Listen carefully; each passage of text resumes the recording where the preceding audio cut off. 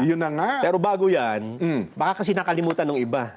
Ano ba ang panawagan, ano po bang opinion ng Pangulong Bongbong Marcos tungkol dito sa mga inihain na impeachment complaint? Ito yung nauna pa lamang, ha? Sige nga po, natin, sariwain natin ang pahayag ng Pangulo, Nelson. Pakinggan po natin. Panoorin natin. Well, it was actually private communication, but nalik na, yes. Because that's really my opinion. This is not important.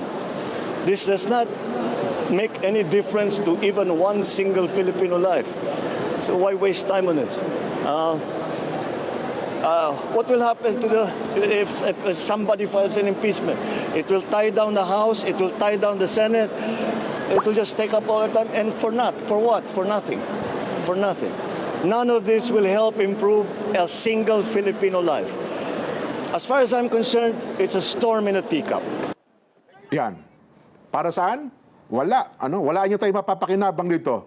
For me, sabi ng Pangulong Bongbong, it's a storm in a teacup. For nothing.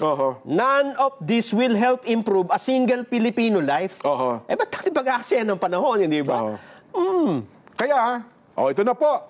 Kami po ni Nelson tumanggap po ng bilin bilang mga kaanib po sa Iglesia ni Cristo at sa atin hong mga kababayan. Dahil po dyan, mga kababayan at mga kapatid sa Iglesia, ang mga kapatid po sa Iglesia ay naghahanda, Nelson.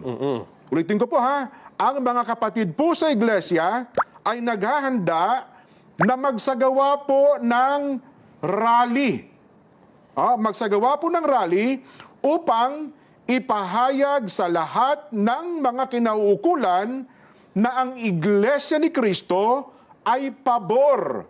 Pabor po sa opinyon ng Pangulong Bongbong Marcos na hindi sumang-ayon sa isinusulong ng ilang sektor na impeachment. Dahil maraming problema ang ating bansa na dapat pong unahin ng ating pamahalaan. Ang Iglesia ni Cristo po ay para sa kapayapaan. Ayaw namin, ayaw po natin sa anumang uri ng kaguluhan na manggagaling sa kanino mang panig.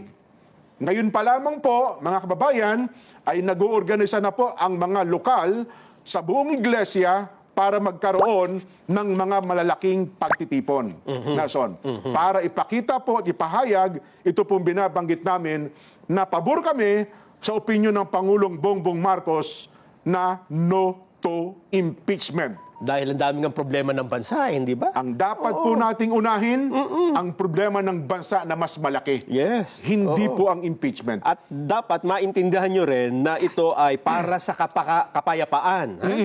At hindi para sa anumang kaguluhan na posibleng manggaling kahit sa anumang panig. Tama. Dapat yun ang maintindihan natin. Wala tayong pinapanigan, kundi yung pagkakaisa at kapayapaan ng bansa. Well,